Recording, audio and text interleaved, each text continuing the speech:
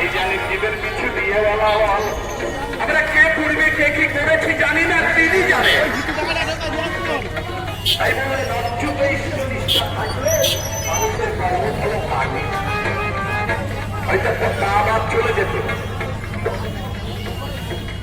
মুখের এক কোনায় একটু আঁচল লেগে সেই কর্মফল কেটে যায়। ছোট্ট একটা কথা মনে পড়লো, নদিয়া জেলার করিমপুরের একটা ঘটনা। বেশি দিন নয়,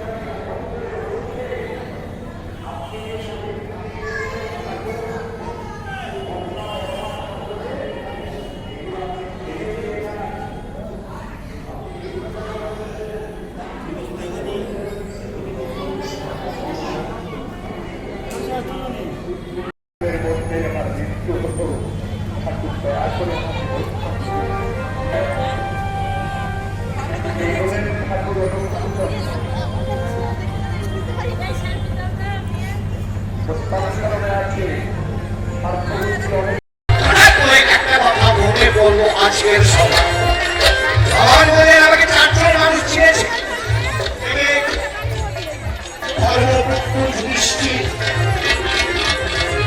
কাশীপুত্র বিদুর, শ্রীকৃষ্ণ দ্বৈপায়ন ব্যাসদেব আর গঙ্গাপুত্র বিশ্ব।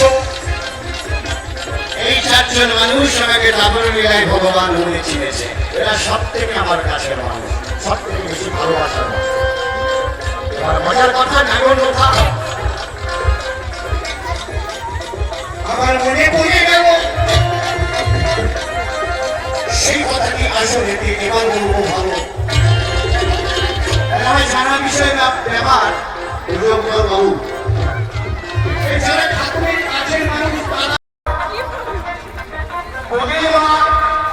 আমারও ঠাকুর যদি নারী ধারণ করে আসতো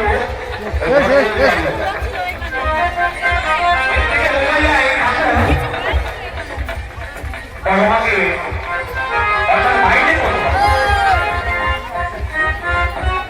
সেই ঠাকুর খুঁজে খুঁজে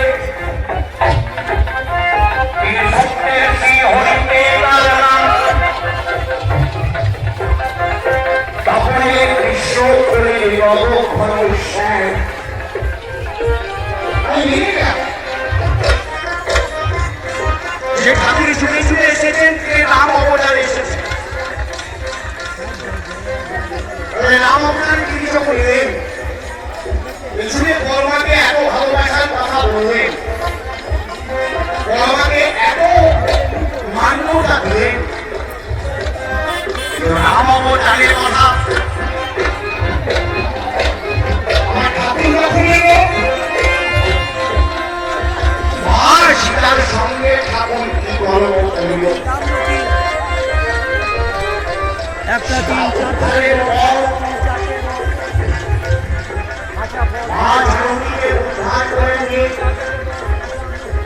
ভগবান রামচন্দ্র যখন অযোধ্যায় এলো,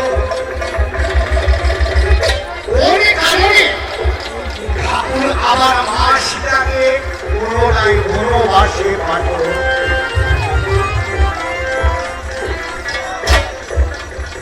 আমি বুঝলাম না, বড় মায়ের প্রতি বড় মা ছুটে ছুটে এসেছেন কি রামচন্দ্র হলেন কি সীতা, ঠাকুর নারায়ণ হলেন কি লক্ষ্মী, ঠাকুর ভগবান গৌর হলেন শ্রী চৈতন্যদেব হলেন তিনি বিষ্ণুপ্রিয়া, তিনি রামকৃষ্ণ হলেন তিনি মা সারদা। তাহলে যে বড় মায়ের প্রতি ঠাকুর এত ভালোবাসা, এত সম্মান সুযোগ আচরণ করবেন, রাম অবতারে সেই বড়মার প্রতি কি মা সীতার প্রতি কি ঠাকুরের বিশ্বাসী ছিল না?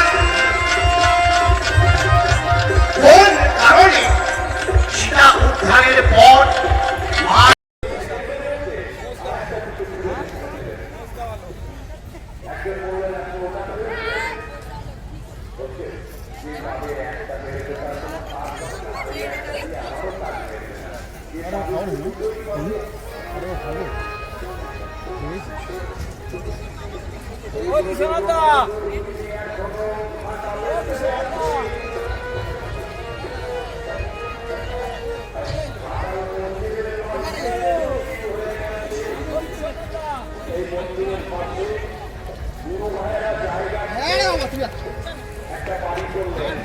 আমাদের দায়িত্ব দিচ্ছে কি না নিলে তো আমাদের